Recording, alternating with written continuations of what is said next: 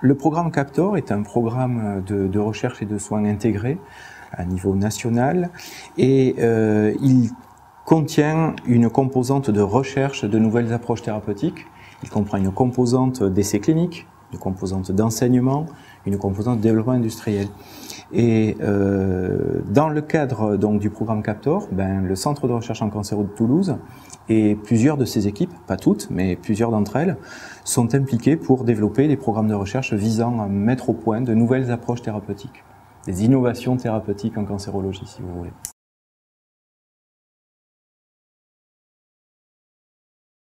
Pour positionner une stratégie thérapeutique innovante, il faut avant tout rappeler qu'il existe déjà des stratégies thérapeutiques qui sont basées pour l'essentiel sur l'utilisation de radiothérapie, de chimiothérapie et éventuellement même de combinaison de ces différents types de traitements.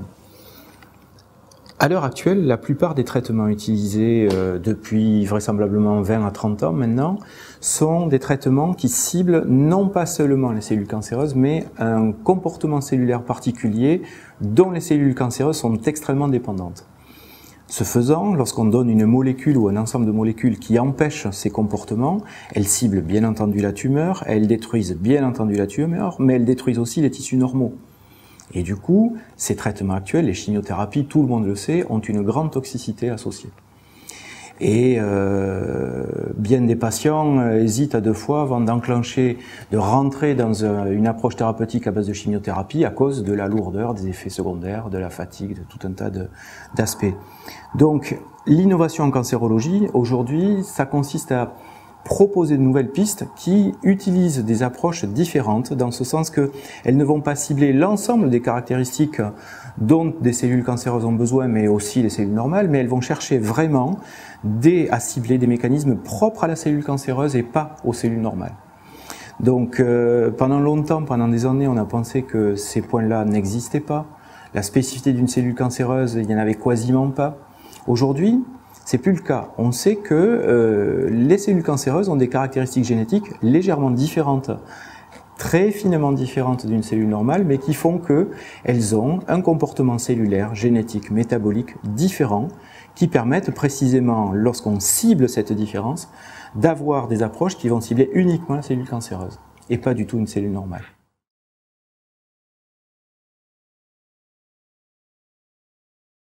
Alors, les principaux médicaments ou les principales classes de médicaments, tout le monde les connaît. On a des molécules qui sont globalement génotoxiques, c'est-à-dire qui vont s'attaquer, qui vont créer des lésions à l'ADN, des cellules cancéreuses, mais aussi des cellules normales, malheureusement. Donc, nous allons avoir des approches à base, elles sont relativement plus récentes maintenant, d'inhibiteurs du métabolisme. Ces approches sont assez générales. Il existe des approches par radiothérapie, on utilise des rayons pour brûler la tumeur en les ciblant précisément sur le tissu à détruire. Et on a vu apparaître ces 10 dernières années ou ces 20 dernières années des nouvelles molécules sorties du monde de l'immunologie qu'on appelle des anticorps monoclonaux. Alors, c'est dans ces domaines que les principales innovations se font, surtout ces dernières années. Et on voit apparaître des anticorps, qui sont des molécules que nous avons naturellement dans l'organisme, dont la capacité à reconnaître certaines cellules cancéreuses peut être éduquée ou dressée ou stimulée, où on peut carrément injecter chez les malades des anticorps déjà tout prêts, capables de reconnaître les tumeurs. Et l'intérêt de ces molécules-là et de ces pistes thérapeutiques, c'est qu'elles vont avoir une activité très puissante et très sélective de la cellule tumorale. Donc, par conséquent, développer des approches thérapeutiques innovantes aujourd'hui, et c'est un des objectifs du CAPTOR, c'est l'objectif bien clair du WP1, du Work Package de recherche du CAPTOR, de mettre au point précisément de nouvelles approches thérapeutiques qui vont cibler les cellules cancéreuses, soit par la mise au point de nouveaux anticorps monoclonaux, soit par l'identification de molécules capables de cibler le métabolisme de manière très spécifique, soit capables de cibler la génétique anormale des cellules cancéreuses. Voilà les pistes que nous avons à l'heure actuelle. Et donc c'est tout un programme de recherche qui démarre.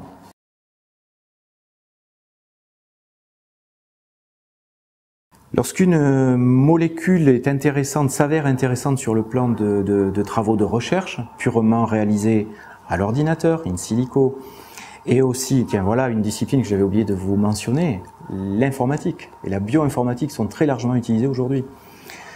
Lorsqu'on a des donner des pistes prometteuses sur la base de travaux de bioinformatique et d'études de biochimie au niveau cellulaire, sur des cellules qu'on va étudier mais qu'on va cultiver in vitro dans des tubes.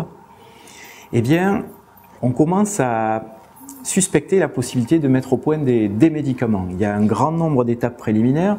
Ces étapes sont ce que l'on appelle la recherche fondamentale, donc en laboratoire. Mais lorsque ces pistes semblent être prometteuses, on va systématiquement procéder à des phases d'études précliniques, mais dans un vrai être vivant, porteur de tumeurs, et on utilise pour ça des modèles animaux, souvent des races de souris qui elles-mêmes développent des tumeurs, et on va bien entendu utiliser des souris qui développent des tumeurs du même type que celles de l'homme pour pouvoir étudier l'efficacité du médicament que l'on cible. Par exemple, si j'étudie un médicament contre le cancer du côlon, je vais donc utiliser des modèles de souris qui développent des cancers du côlon.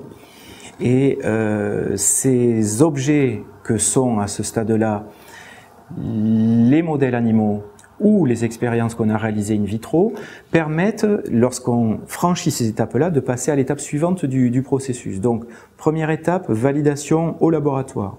Deuxième étape, validation de la molécule dans un modèle animal qui développe ce cancer. Et si tout est bon, alors on peut évaluer dans des essais toujours sur des modèles animaux de toxicité de la molécule, et si tout ça est bon, c'est-à-dire efficacité in vitro, efficacité chez l'animal, absence de toxicité chez l'animal, alors on peut proposer des essais cliniques de phase 1 chez l'homme.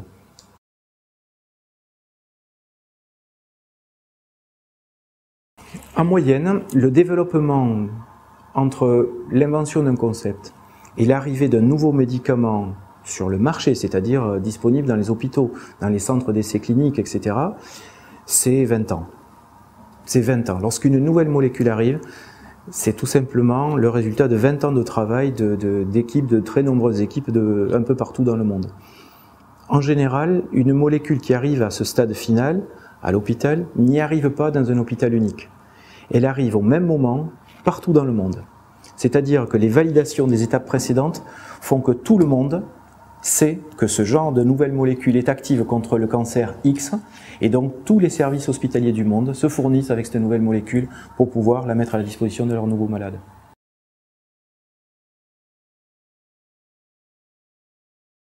L'accord partenarial qui existe avec ces industriels, c'est que bien entendu en cas de succès, le développement ultérieur de la molécule incombera bien entendu, reviendra bien entendu à Pierre Fabre.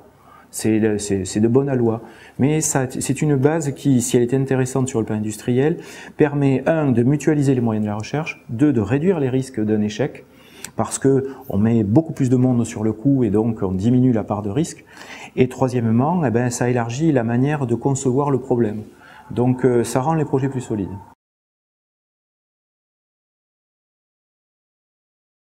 On peut dire simplement que le programme Captor est un programme qui est extrêmement visible sur un niveau national, qui a créé bien des envieux ou de l'admiration, parce que c'est un programme qui est très bien structuré, qui associe réellement un partenariat de scientifiques et d'industriels, et enfin qui est basé dans un site, alors on le voit, il est tout nouveau, mais qui va être extrêmement prometteur en facilité de mise à disposition de technologies, proximité aux malades, bref, un site idéal pour ce genre de recherche.